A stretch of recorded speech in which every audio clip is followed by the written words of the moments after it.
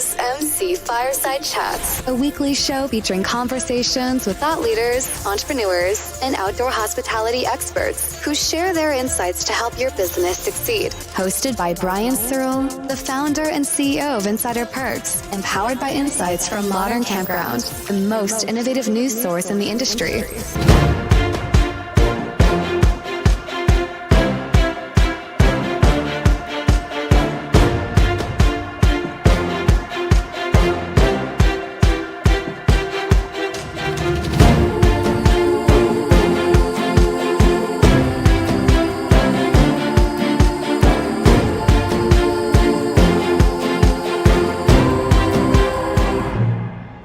Welcome, everybody, to another episode of MC Fireside Chats. My name is Brian Searl with Insider Perks, sitting outside because it's outdoor hospitality, but also with rain droplets. So if you see me run away screaming in terror like the witch from Wizard of Oz, then the rest of these beautiful, fine, talented gentlemen will be taking over the show and making it much better than I would anyway. So super excited to be here for a fifth week episode, kind of one of those unusual things where we don't have recurring guests planned, but we do have some special guests with us today. We've got Jason Whiting, right? Is it Whiting or Whiting?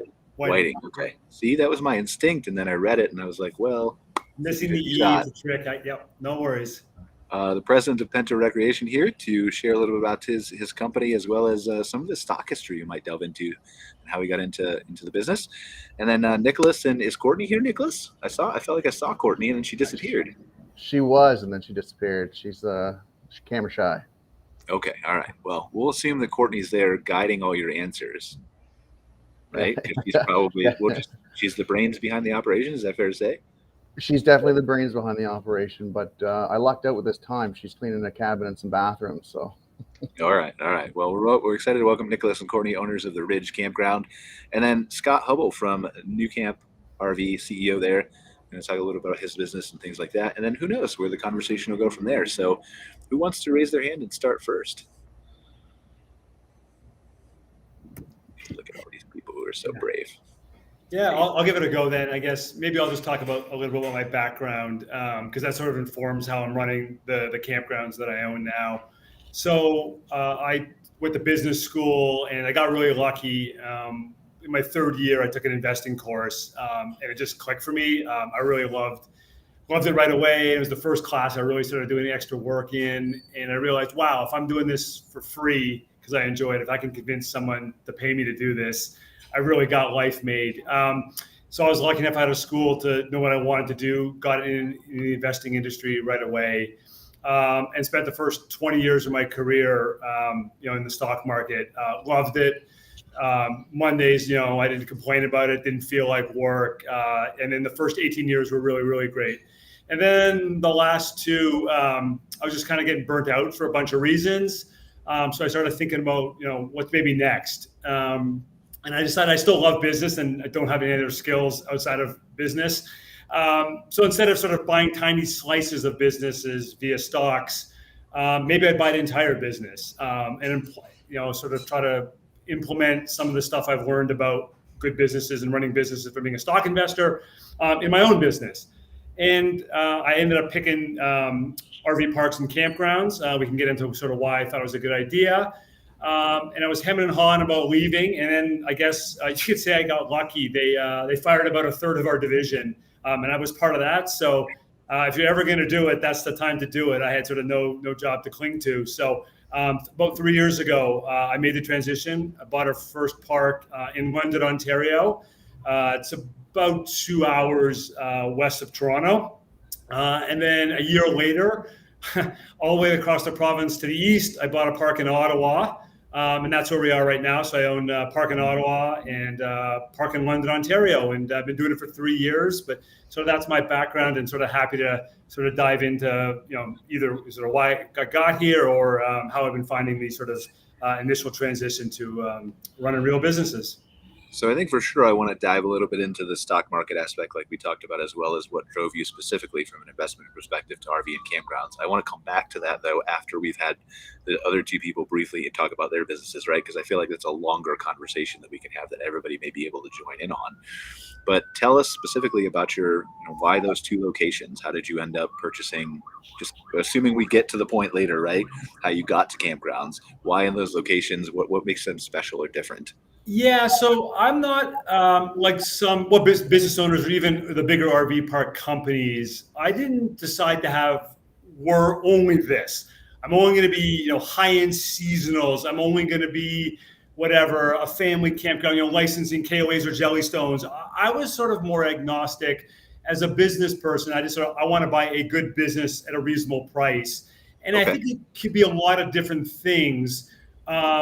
What I liked about those, London's a pretty big town. It's about 500,000 people, has a major university. So it's a solid town. And Ottawa's the nation's capital of Canada, obviously, huge town growing. So it's not just a government town. It's, pretty big into tech and stuff. So, and we are the second closest park to downtown London and the third closest park to downtown Ottawa.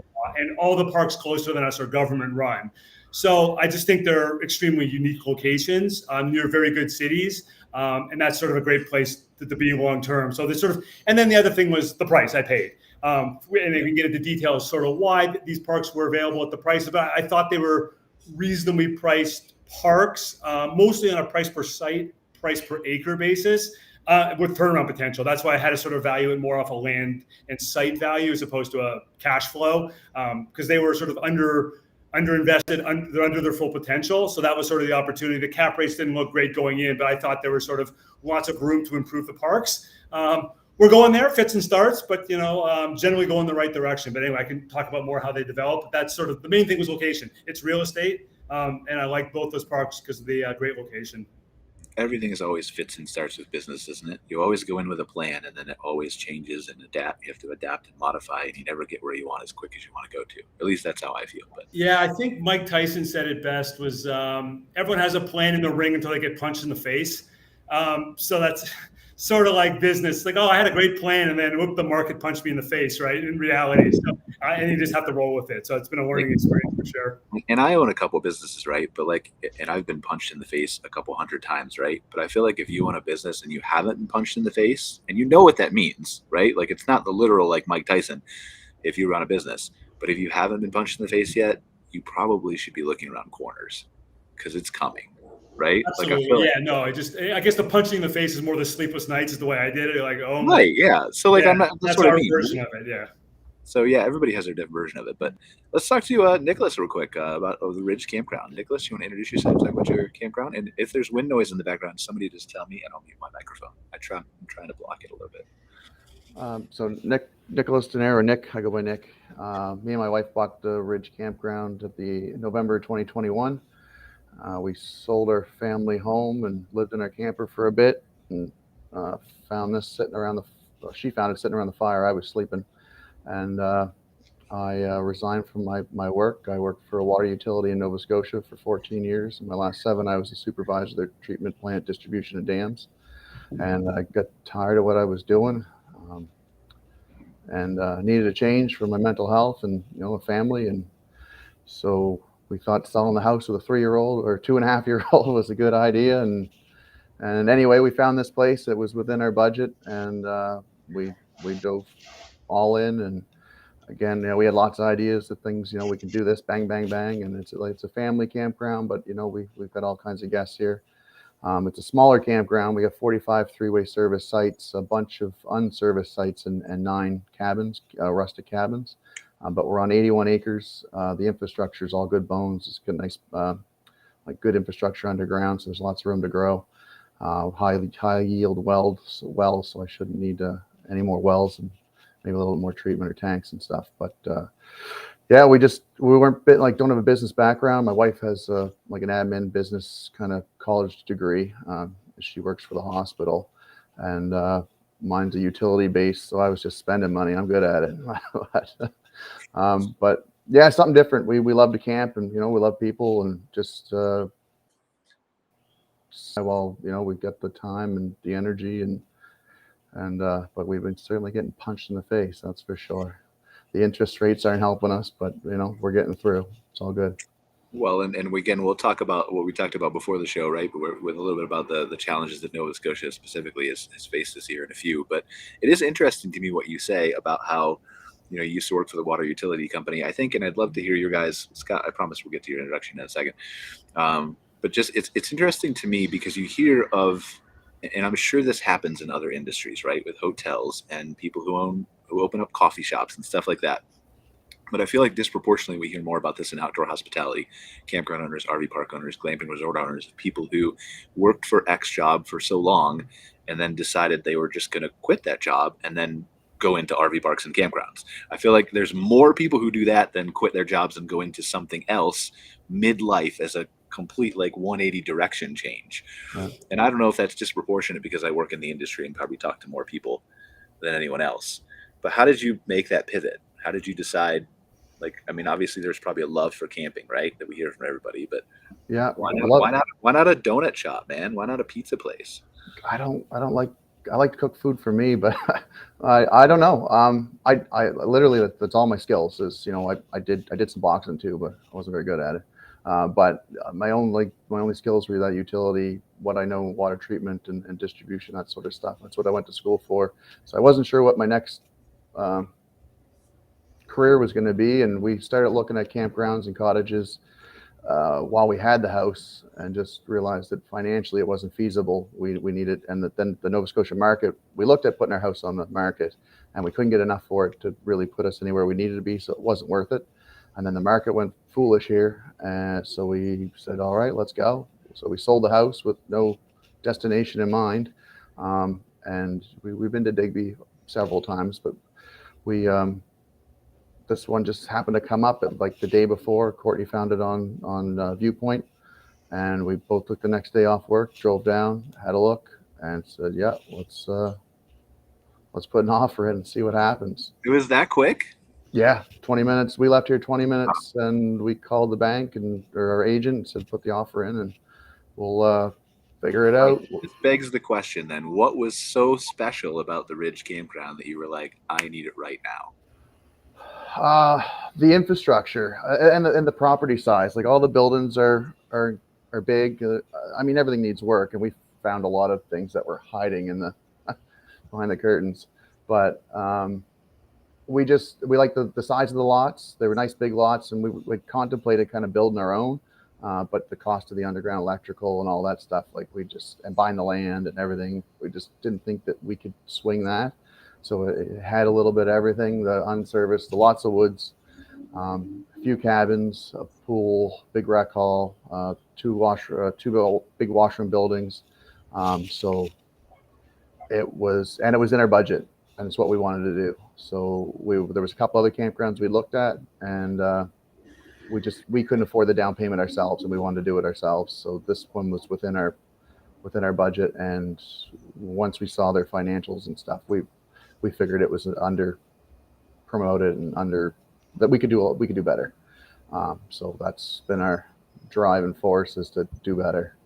And we had two good. Well, last season was good. This season's picked up, and it's good. And hopefully we got a few more, and these interest rates come down, make it easier on us. But we're just everybody thought we were crazy. I tell you that. Well, everybody still thinks I'm crazy, and I am, to be clear, but they're probably wrong about you. But I do want to talk, maybe we can throw that into discussion about stocks later, Jason, because I feel like you would obviously agree with everybody that not researching an investment is the best way to invest, right? Just 20 minutes, find stock. I was a fundamental investor. That's my personality, is spend days and days researching companies and talking to competitors and management teams, and that was my personality. But it's a little different, because you have no control over a stock. I know you can sell it instantly, so that certainly helps. But you have no control. At least with a business you buy, you have 100% way more control over the So that gives you, hey, I can figure this out. If you buy a bad business with management or something, they're just going to keep screwing you, and you can't do much about it. With your own thing, you find a little surprise when you open up a electrical box. It sucks, but you just fix it. So that's the nice thing about 100% ownership over stocks, for sure. It's a fair point. Okay. I was being a little sarcastic, but that was a really serious answer. So thank you. Scott, tell us about nuCamp RV. Sure. I had a little bit in common with Jason and a little not in common. He went to school and figured out pretty quickly what he wanted to do. I went to school and figured out what I didn't want to do. So I spent a year. Lead towards success, though, right? Yeah, right. Failing forward is what I call it. I figured out I didn't want to be an electrical engineer after a year. So then I pivoted and just finished up with an accounting degree. And I figured out my senior year, well, I don't want to be an accountant either. So I figured, well, why not law? So I went to law school, and after my first year there, and I said, I don't want to be a lawyer, but I'm not going to quit a race halfway in or a third of the way in. So I started my MBA concurrently and finished that off. So MBA just came normal to me. Business was just very easy, and I thought the world would be waiting for me when I graduated. I was student body president. I had a host of degrees. I was ready to roll, and it was crickets. So I just sort of hustled, and I got picked up a job I probably could have had 4 years previous to all that education. And like Jason, after a little while into it, got a pink slip. Just said, hey, you're overqualified. You're asking too much. There's not really a place for you here anymore. We gave you a go, but we're setting you free. And that's exactly what it was. It was them doing something I didn't necessarily have the guts to do for myself. So in that, there was a host of opportunities, because then the door opened up and the market was there that I anticipated would have been there. And, you know, I had a variety of selections of jobs, but in the meantime, I had been working, doing some consulting on the side with a fellow friend of mine who went to the same school, and stumbled over an opportunity to consult with a teardrop trailer distributor, and got in there just doing 10 hours a week, and then they just kept feeding me more and more, and figured out, hey, this is a game. This is fun. I'm using all the skills that I picked up through my MBA, and I'm able to execute on different levels, from marketing to operations, what have you, and got to the point where they said, we just need you full-time here. And so I had to choose between that job, a state job, a county job, the jobs that had great benefits, good money, or this one that basically only had blue sky. And I chose the blue sky, the flexibility, the fun, and it's been great ever since. After I made that selection, started digging down a little bit deeper into who is the manufacturer, what are they doing, because they were doing a ton of things wrong. And I met an Amish man in Sugar Creek, Ohio, and he was going all over the place. I like this. Okay. Well, he was building some teardrops on his own, some very classic retro type teardrops, and the ones that we were focused on distributing were more modern, cheaper, and but I got to talking with him, and it was 2008. He was going through it. He basically just shut his doors, and he couldn't hack it anymore. And I said, you know what? I need somebody who's innovative like you, who's got a heart for quality, a heart for people. They care about the end consumer. What would you think about building everything for our operation? And he was like, hey, I'm all for it. So in 2009, we made that jump together. And since then, we've gone from just a couple hundred teardrops a year to a few thousand every year, and added some truck campers along the way. It's been a blast.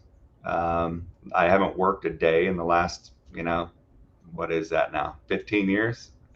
So met a lot of great people along the way. And at the end of the day, this is an industry, whether doesn't matter what part you're in, it's all about people. And it's connecting in the community, and just letting people live to their best abilities. And that's just really empowering, I think, for everybody here at this operation. So this is interesting to me, and I want to dive into in a second more about what nuCamp RV, creates and manufactures and how they're different and all those kinds of things, right? And I know you touched on that with the Amish build quality, but I think there's a lot of different places we can go there. But first, and I would love to hear everybody's thoughts on this here, right? And Jason, you touched on it. To me, this is very interesting because it also is the same path I followed, generally speaking, right? Figuring out some people stumble into it like Jason did early on. Some people have to fail to figure it out, which was me. And it sounds like it was Scott, right? Not fail, but learn what you don't want to do, right? Which to me is failing, but failing in a good way. And I think it's very interesting to step back holistically sometimes and think about all the little things that had to go all the little ways to end up where you exactly are, not working a day in your life, because that's me too, right? Like I've worked 16 to 18-hour days for the last 15 years, but I've never worked.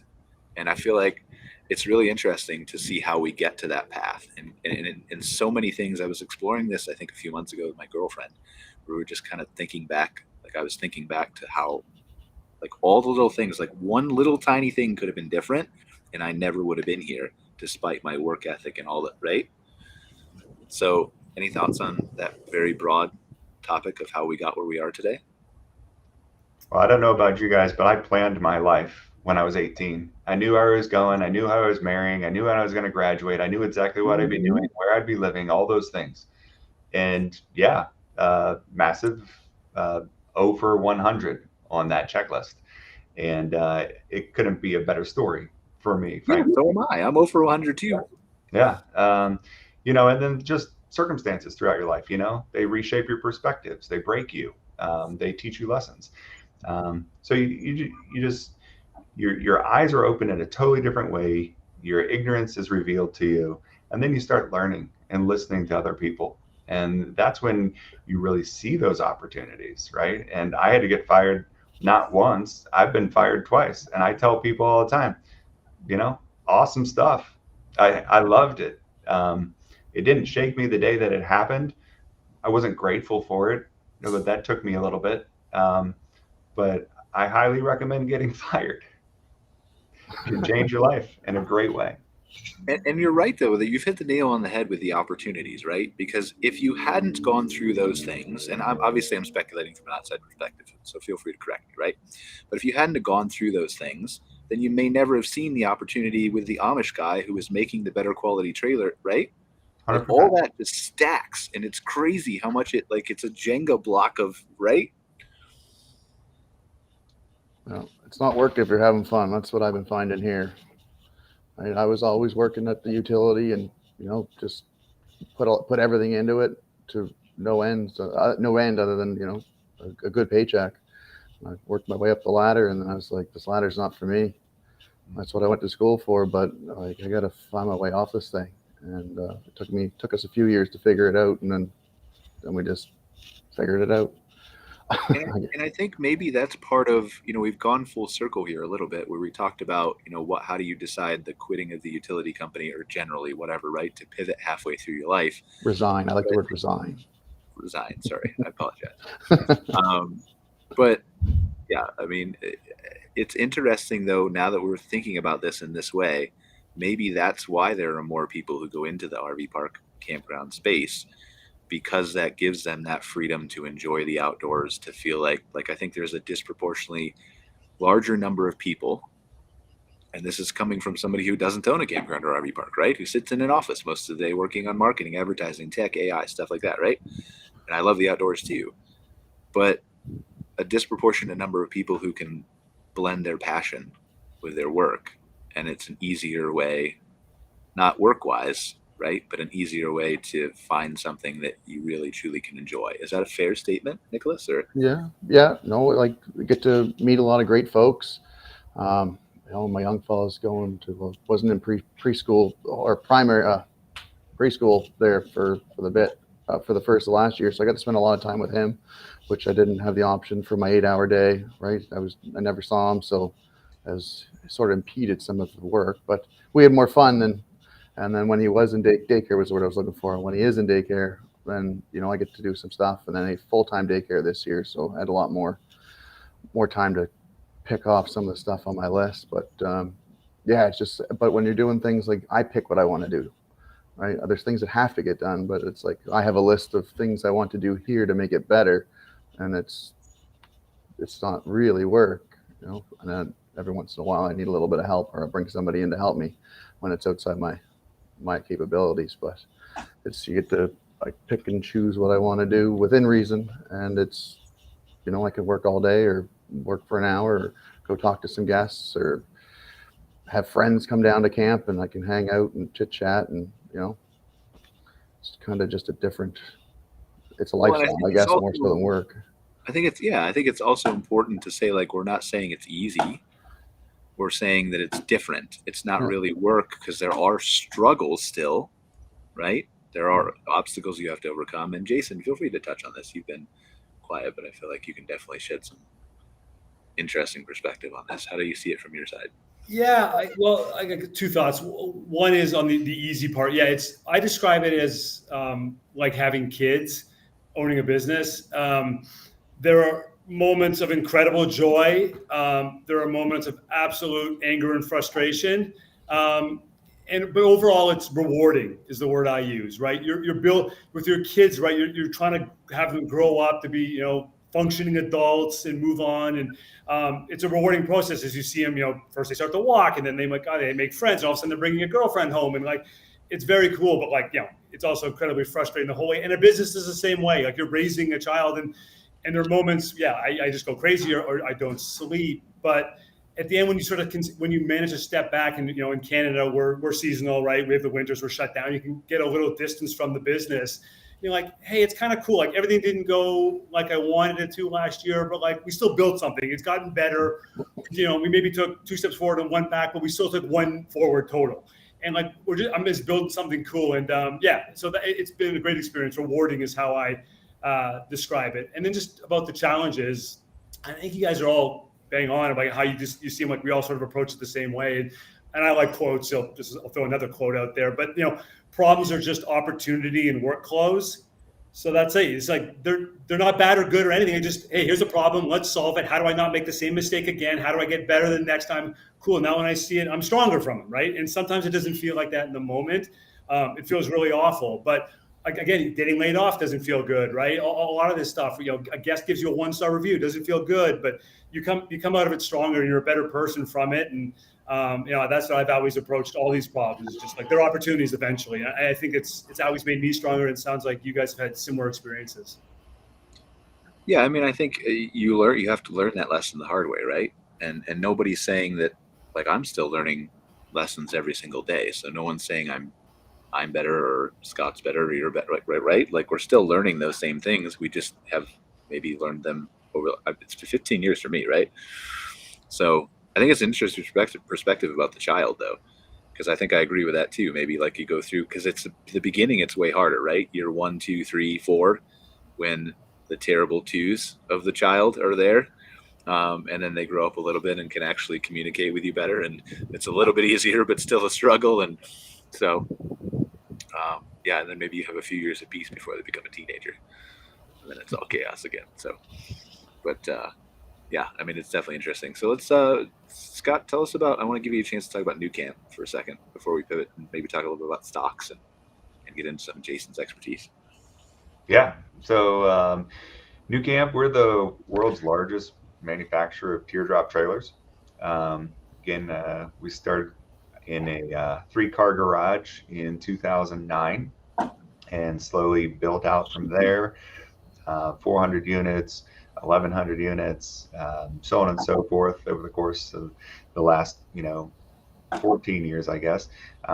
Just sustained growth. Sure, there's 2 or 3 years there where it's just sort of flatlined, but just been blessed to sort of sit in this niche of the industry, where we just grew like crazy. And then I think some people took note and started seeing things extremely similar to us, started seeing some of the unique things that we were doing employed on other units. And, you don't take that as a threat, you take it as a compliment. And then you also take it as, hey, we can't be complacent and sit here and just keep thinking that what got us here is going to keep us here. let's level up. Let's look at some different outlets. And that's why we pivoted into the truck camper market. It was a very similar community, a tight-knit community. It doesn't matter who builds the truck camper. If Jason has one and Nicholas has one and they roll in and it's two different manufacturers, they're automatically like brothers because they're truck camper guys, right? It's the same thing with teardrop owners.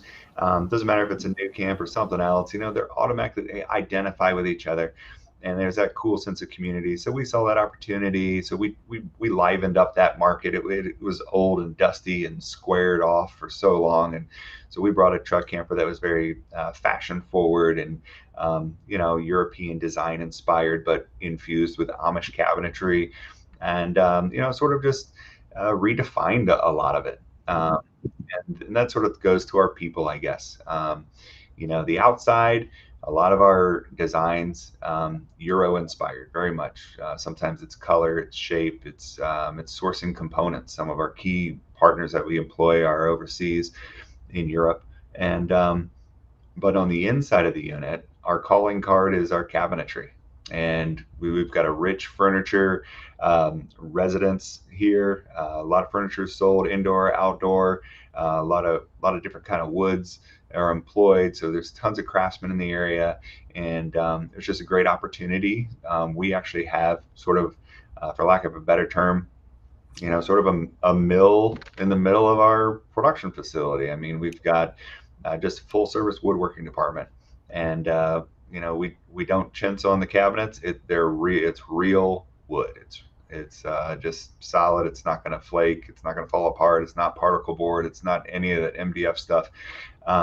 It's just great. And it's one of those things where these individuals, when they show up, they're like, hey, everything I touch, I might as well write my name on it. I'm proud of what I did. I'm not here just for the paycheck per se. I'm here to contribute to the community.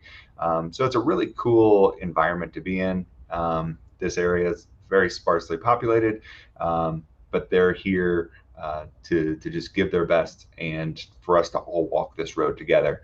I came from originally Jacksonville, Florida, bounced around a little bit, and then did a lot of college in the Northeast Ohio, Akron, Canton area. This is about an hour south of that. So I came from, I think you're talking about London being 500,000. Probably Akron, Canton combined might be pushing 500,000. So, just to insert briefly, I was born in Akron too. So. Oh, really? Small world. Nice. So anyhow, coming down here was like a different world and, a different pace. Not that it's not hard work, but it's more appreciation for, creation, like what's around us, right? What can we grow out of the ground? And not just what can we consume off the shelves. So it's just like mind shift for me. But, all in all, we exist to build the exceptional, and that's from the products to the processes that we have, but most importantly to the people that are part of this team and that purchase our product. So that is nuCamp. How do you, and I'm curious, there's a larger question behind this, right? But how did you, in the beginning, or when did you pivot to decide that European design on the outside was the way to go? Because I feel like we're seeing a lot of this, and I don't know how much you pay attention to the glamping market too, but we're seeing a lot of this, and it's interesting to me, the tents and manufacturers and concepts and things that are brought over from Europe over to North America. And I'm very interested to understand if you think they're actually better, or do you think it's just because they're different and the North American market hasn't seen it yet that makes it successful, or both? Yeah, I mean, I'd tell you it's a little bit of both. The way that we, I stumbled into it probably is that an opportunity was presented before us. When we started building, we were doing the traditional retro nostalgic teardrops, very classic 1930s inspired. It had a little line of modern stuff, but it wasn't Euro modern. And the Operation Dutchman, they had a unit called the Tab that they had acquired the manufacturing and marketing rights to from a company called Tabert. It's part of one of the big, RV conglomerations over there, caravan conglomerations over there. And it just, Dutchman said, hey, it doesn't work for us. We need to be able to build at least 5,000 units. We're not able to touch that Do you want to buy, our leftover inventory and the distribution and manufacturing rights for pennies on the dollar? And we said 100%. So in a sense, that design was given to us. We started running with that in 2011. And then everything from that point, we sort of, I guess, took that and the lines and the springboard off of it and started reaching out overseas and employing windows, employing hydronic heating systems. And to your question though, like, is it better? Is it a perception? What is it? The way that they approach camping is really totally different. It's a romantic experience. Well, that's what I was, and I don't mean to interrupt you, but that's what I was going to say. As you're sitting here talking, I'm thinking like, okay, glamping, but there hasn't really been a huge thing for teardrop trailers in North America, probably before you started, before you brought this here, right? So there's a little niche market. And so I think that's the same thing we're seeing happening in glamping, where they're a little bit ahead of us in teardrops and in glamping, or were in teardrops, and now are in glamping. And I think that's maybe why more of it's coming over here for those two specific verticals. Yeah, I think they're, in many aspects, Europe paces, whether it's a couple years or 5 years ahead of us in certain trends. But yeah, they're far ahead of us in the RVs, honestly. But only in the small ones, right? Because they're like they don't have the huge Class A's, as I understand it, over in Europe. There's not a whole lot of motorized or monster, fifth wheels or anything, just because the roads, frankly, don't accommodate it. It's not their lifestyle. It's not what they're looking to do. I mean, they don't even have AC in most of these things over there. But with that said, the fit, the finish, we think we do a pretty good job. You go and see it fit and finish at the Dusseldorf show of a similar unit, your jaw hits the floor. They just do a fantastic job. Maybe I can jump in because I think your unit volumes show this, Scott, but I think there's tons of room for innovation in the North American market. I mean, we just anecdotally, you see it at our parks. It's just the RVs coming in, it's box, box, box, box. And then an Airstream comes in and people just all stare and look at it and people are talking about it. And then you see the resale values for Airstreams, things from the 70s trading at $40,000, $50,000, obviously restored and stuff. But that's just one, that's a niche example, Airstream, but tremendously successful. But I just think there's so much more room for innovation in design, amenities, features, and all that in the market. Everything's just so similar. So, I mean, obviously, I think you're seeing that with your unit volumes, you're onto it. But yeah, I would think there's great opportunity still for that. I think that's for everything, right? So like you're talking about the rigs, but we're talking about, like, from my perspective, right? I look at it from a marketing advertising perspective. Nicholas, when he acquired his park, looked at it from I think I could do better than what I'm purchasing it for, obviously, or he wouldn't have bought it, right? But I think there's a lot of low-hanging fruit in our industry as a whole, in probably the world, but my experience is more North America, so I'm going to stay in my lane, right? I think there's a lot of good things out there. There's a lot of people who are innovating, but I think that the pace of innovation, or perhaps maybe the number of people who are innovating for whatever reason, is just lower than the hotel industry, for example, right? And so I think you're right. You've hit maybe the nail on the head with everything, right? Is there's so much opportunity for growth here, and we just need a few more leaders to lead us down that path. Is that fair? It's fair. And if you look at the composition of the RV market, you've got, two, and you could say three very large entities, and they've got a proven process and it's worked for them for years. So why do you pivot away from a formula that has continued? Well, you don't, but there's room for other people to, right? Correct. Right. But so like I sit in a sliver that's approximately, 7%. It's the 7% of the market where, hey, we can innovate all day long, but how much are we influencing the rest to make some of those moves? And we have seen, and I'm not saying that it was us, because, these guys have eyes, they follow the numbers, they go to the international shows, and they see what people really have the appetite for. It's not the rectangle on wheels that the floor rots out after 4 years because it's a wooden floor, right? that, they want something that's a little more appealing. You talked about glamping, the home remodel thing. It's all big. It's, the tiny houses. They want to bring all that into, a modern day caravan RV, but with the quality. Do you feel like, and again, this is not an insult or a criticism of anybody who's existing as an RV manufacturer, right? But also it's a transition for me too. So do you feel like that some of that hesitancy to adopt a more niche market that is unproven or unknown versus what they've been doing, like we talked about all these number of years, is perhaps directly related in some cases to the fact that they have investors and they're in the stock market and they need to prove themselves and need to have certain margins? Yeah, I would like to move slower. Yeah. I think this is classic. This is sort of Innovator's Dilemma was a famous book. Maybe good. You liked how I did that pivot though, didn't you? Yeah, it worked beautifully. Yeah, that worked well. It's almost impossible. And Malcolm Gladwell wrote about it in David versus Goliath. And it's just very hard for the incumbents to change. They got big for a reason. They were very successful doing something, and they got huge doing it. So why change? We're geniuses. We're huge market caps. We make big salaries as executives. It's very difficult. And almost no time in history. Look at all the automakers, GM, Toyota. These are massive, successful companies, huge market shares. And Tesla's the one that disrupted EVs, an absolute startup in one of the most capital-intensive businesses in the world. So those guys can't do it. And think about the RV manufacturers, right? There's just three of them.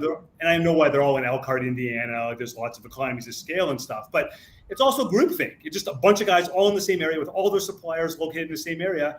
There's no one's coming up with anything new when you're in that kind of bubble and cocoon with that kind of success. So it has to be outsiders that are going to innovate. And then maybe these guys will follow eventually when the numbers hit them in the head. They're like, oh my goodness, the teardrop market's become much bigger, it's growing faster, or what have you. But they're not set up at all to be successful in any kind of new innovation, or very rarely. Well, I think this is this is very interesting to me and maybe timely too, because I was watching, I don't know if you guys know who Gary Vaynerchuk is. Sometimes I'll dabble in a little bit of his content here and there, but one of the things, I was watching one of his keynotes that he gave yesterday. He's a big marketing advertising guy, right? Best-selling author, stuff like that. But he was giving a keynote. He's talking about brand safety and how everybody wants to be safe and appeal to everybody and doesn't want to shake up the norm, and exactly what we're talking about, right? As far as niche stuff goes, and pivoting and adapting and innovating like Tesla disrupted and everything else. But one of the things he brought up was Toyota and their slogan, "Let's go places." What does that mean? What do you do with that? It's such a generic slogan that what does it bring to the brand other than safety?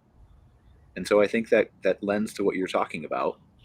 Again, not criticizing Toyota, because again, they've been very successful, but just the ability to innovate maybe just can't be there unless they look at Zuckerberg copying everybody else, right? Yeah, that's a slogan that feels like it came from a committee, right? And you just sort of get something watered down with a bunch of people that's, you had something, it generally tends to be individuals who come up with ideas, right? Or small groups. Scott, I think you should use "Let's go other places" for your slogan. That would be safe. I go where I'm towed to. Right. Yeah. But go ahead, Scott, please. I didn't interrupt you. Just continue. It was just interesting to me to think about that as we were. Where was I leaving off? I'm sorry. I meant Jason. I apologize. Okay. Yeah. Good. Sorry. Yeah. Just back on the stock market thing, you mean, or? Yeah. Yeah. So just in general, I guess that's another flaw. Public companies are, there's advantages to it for sure. We can talk about that, but there's incredible disadvantages. The incentives are set up to be incredibly short-term focused. I think the average CEO of a Fortune 500 company lasts 2 years. They have to report results every 3 months, and your stock can move 20% with a bad quarter. That's an insane way to run a business, where I need to make my numbers for 3 months. I'm worried about my job because I might last 2 years. So so all I'm going to do is, does it make sense? There's a famous study that they asked CFOs, chief financial officers of big companies, would you rather invest in a very high return on investment project? I think the number is, a 50% project, which everybody in finance would go, that's a no-brainer, do it. Would you rather invest in that project or miss your quarter by 1 cent, 1 penny per share? And it was something like 80% of the would defer those projects to make their quarter. That's insane. So how can you possibly innovate on something that might not make you revenue today when the stock market will just punish you for spending money today with no revenue? So you just lower costs, do what we always did, don't take any chances, and just instead of trying to make it for 2 years as a CEO, if I can make 4 years at the average salary of a CEO, those 2 extra years are worth a ton of money. So there's just all these incentive structures set up with public companies that are so flawed and counterproductive to long-term growth, innovation, and health of companies. And that's, so that's a huge disadvantage of being a public company. So briefly, for the people who listen here who aren't day traders, stock traders, who don't play in the market, who don't know how all those things work, right? Briefly, like, why is there such a push for companies to go public? Is it entirely capital driven? Yeah, absolutely. So that's the major advantage. So, I think there's at least, so I think there's 3 advantages that I would bring to the RV park industry as someone who didn't grow up into it. Or there's 2, originally. And then the third one that I thought was relevant was cost of capital. How cheap can you raise money? When I got into the industry, I had no background running a company.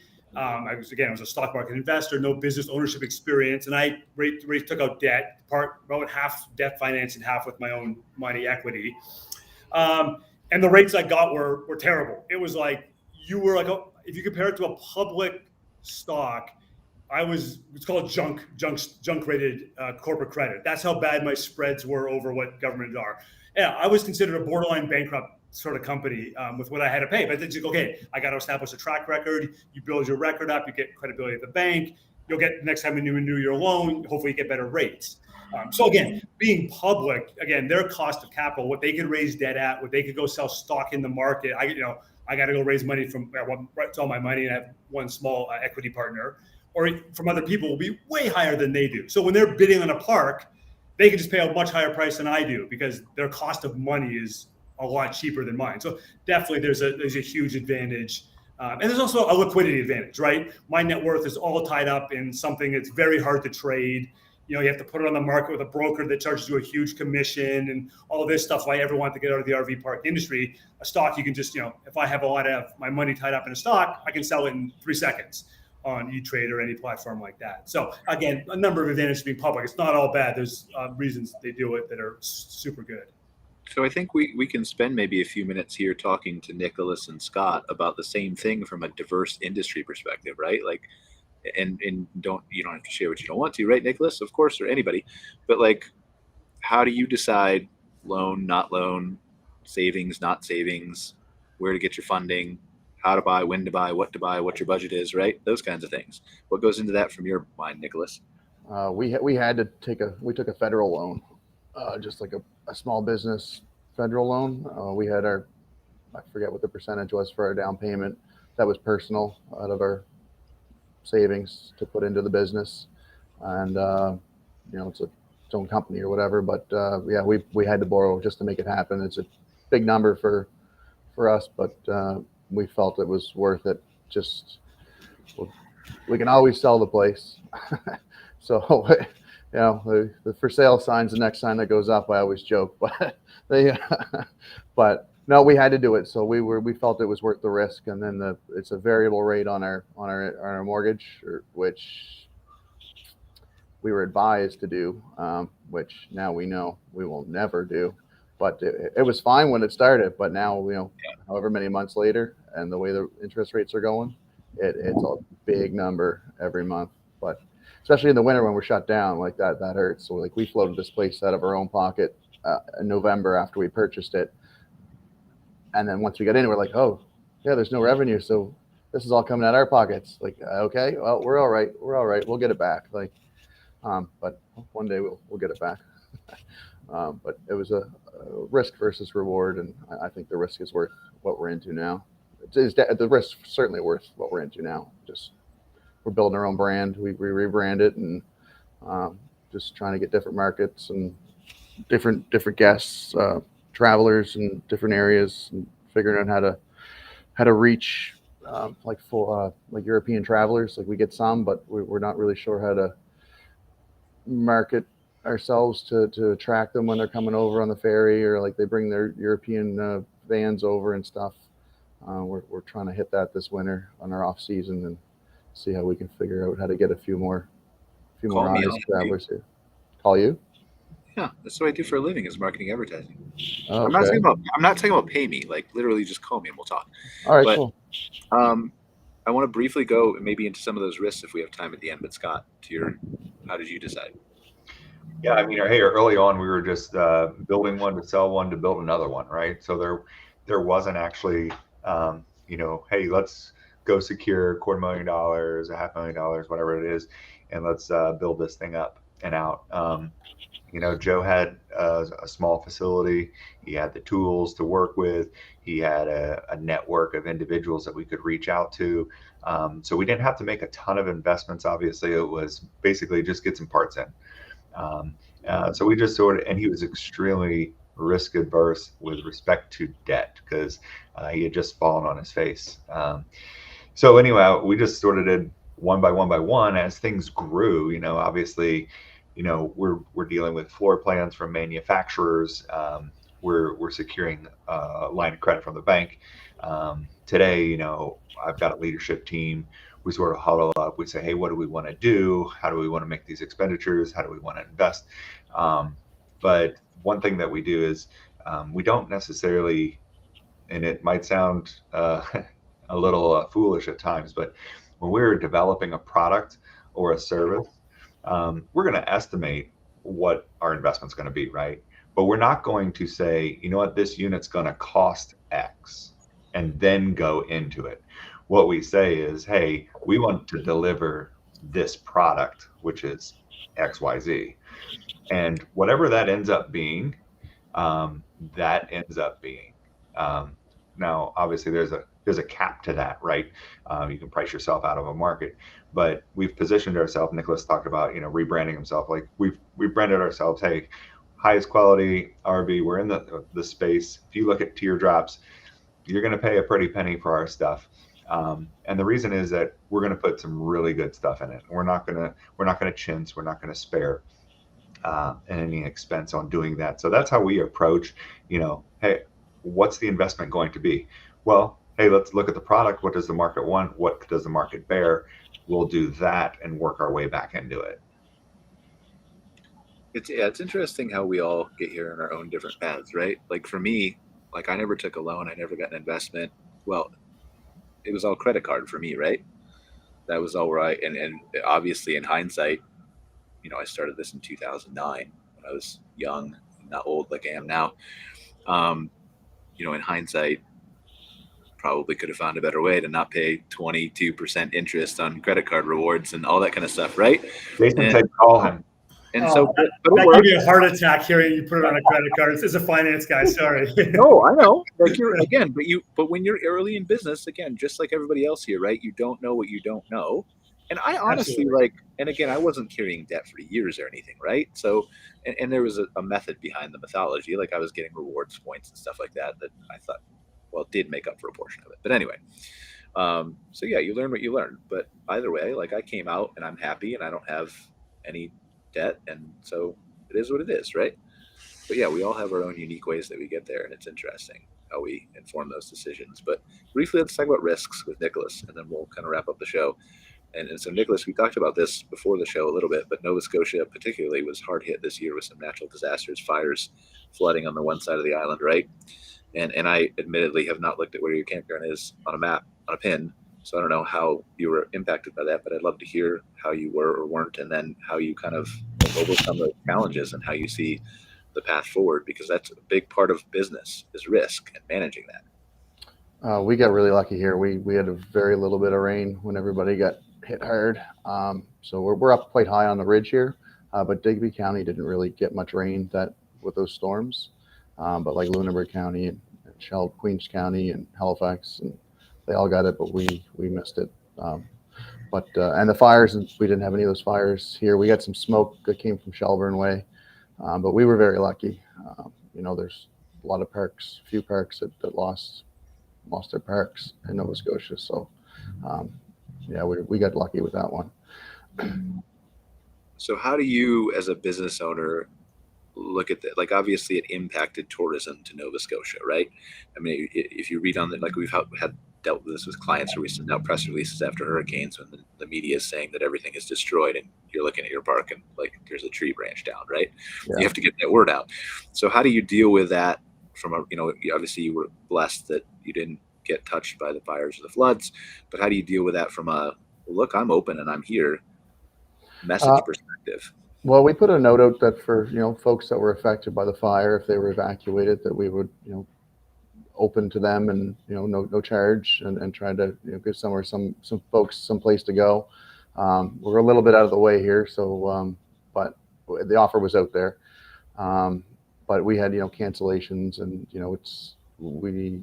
last minute, and, try not to, anyway, we get a lot of phone calls on that stuff, and it certainly didn't help our slow season, but I mean, there's worse things in the world to worry about, other problems out there. So so how do you guys, just maybe close it with a minute each here or something like that, talk about like how you manage risk in your own business? And I know, Nicholas, you kind of talked about it already, but Jason and Scott. Sure. I guess you don't want to make your business so fragile that, if there's a sneeze, you get pneumonia and you're in the hospital. So I guess don't overextend. Don't do anything full tilt. And I'm a bit of a sort of all-in guy. Like, this is a great idea. Let's do it all now. Let's do these 5 things at once. And I think I was probably too aggressive when I started in the business, trying to do too much at once. So, you don't want to have your cash flow at 0 1 year because you're investing in 8 different projects, and you don't want the maximum amount of debt in case your results go down. Then all of a sudden, oh my God, I can't support the debt. Whereas Nick's talked about the pain of interest rate rises, right? If you were loaded to the hilt, I took less debt than I could have. It hurts like crazy, the rise in rates, but it hasn't killed us. Again, so you don't, I don't want to run the park with 2 employees, because, you want a little bit of backup there. If someone quits, you got some room to absorb that. Just make your business anti-fragile. It's not my idea, anti-fragile, but anyway, it's just, you just want to have some redundancies, backups, not make it the riskiest possible, so you can survive all the unexpected. You can take those punches, to go back to where we started, and not get knocked out. So that's sort of my philosophy on it. Yeah. Hey, I'm not as smart as Jason, but when you start and you're small. Look at all the law books on your desk, man. You got to be smart. I have 1 undergraduate degree, so yeah, I think you sell yourself short. They're props. Anyhow, look, when you're starting small, you got ideas, you got a vision, you got passion. You want to do everything. Everything's urgent, right? And that was me. Everything was always urgent. Sometimes you just run, and then you figure it out as you're running, right? So, but as you're scaling your business up, you can't keep doing that. You've got to have those right infrastructure pieces in place. And for us, that's people. For me, I'm blessed to work with 3 women that are so process driven that they create these guardrails for us not to fail, not to fall out of. And because the process has to be right. Now, that doesn't mean that we're not trying to find that balance between urgency and walking wisely, and certainly not being risk adverse. I love risk. I like to just throw my hat in and say, hey, let's see if we can do this. But sometimes you just can't pull it off, and you have to listen to your team. Your team's there to help you. Yeah. I started listening to Courtney this year. Last year, I was the same. I was just like, we got to do this. We got to do this.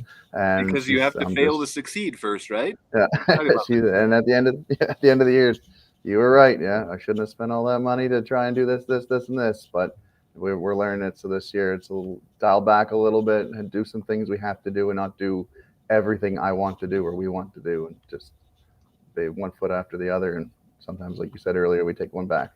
This is interesting. Yeah, this is an interesting problem for me, because I'm full tilt. I'm the all in, like, not with the money and spending all that stuff, right?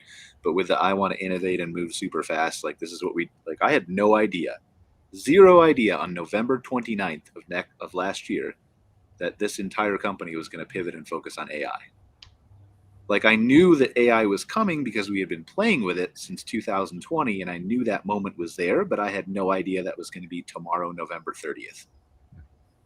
And so since January 1st, right, like we've grown from, I had 12 people to 26 people now, and it's all driven by AI, which everybody will tell you is going to replace jobs, not for us, but right. And so it's very like, but I'm all in on that. Like, I'm not going half in. We've built custom chatbots. We've built like, right. And everybody looks at me like I'm crazy, and you'll hear that from a lot, right? Like, you're crazy to put the Amish cabinets in there. It's going to weigh it down too much, or whatever they said to you, right, Scott? Sure. Yeah. It costs too much. And so, yeah, that stuff definitely resonates with me, and I hear that. So, but all right. Well, thank you guys for joining us. I appreciate it. I think it was a fairly good episode, right? We turned that into something. Definitely, I didn't contribute, but you guys did. So hopefully you had fun. Appreciate you all being here. Nicholas, do you want to tell them where they can learn more about your campground? Sure. Yeah, we've got Facebook, The Ridge Campground, Instagram, The Ridge Campground, Digby, and I got a little YouTube channel too, The Ridge Campground. But it was great being a guest. Thanks for having me on, and it was nice to meet all you folks. Appreciate you, Nicholas. Scott, where can they find out about nuCamp? Yeah, it's nucamprv.com, and it's nucamp, camprv.com. And yeah, appreciate the opportunity. Nice chatting with you, Nicholas, Jason, Brian. And then Jason, where can they find out about your two parks and anything else you've got going on? Yep. So the holding company is Pentor Recreation, but our two parks, if you want to stay with us, are camperscornerlondon.com and rollinghillsottawa.com. So that's if you want to stay with us. And Ottawa's going year round this year. So if you want to see a Canadian winter in an art trailer, give us a call.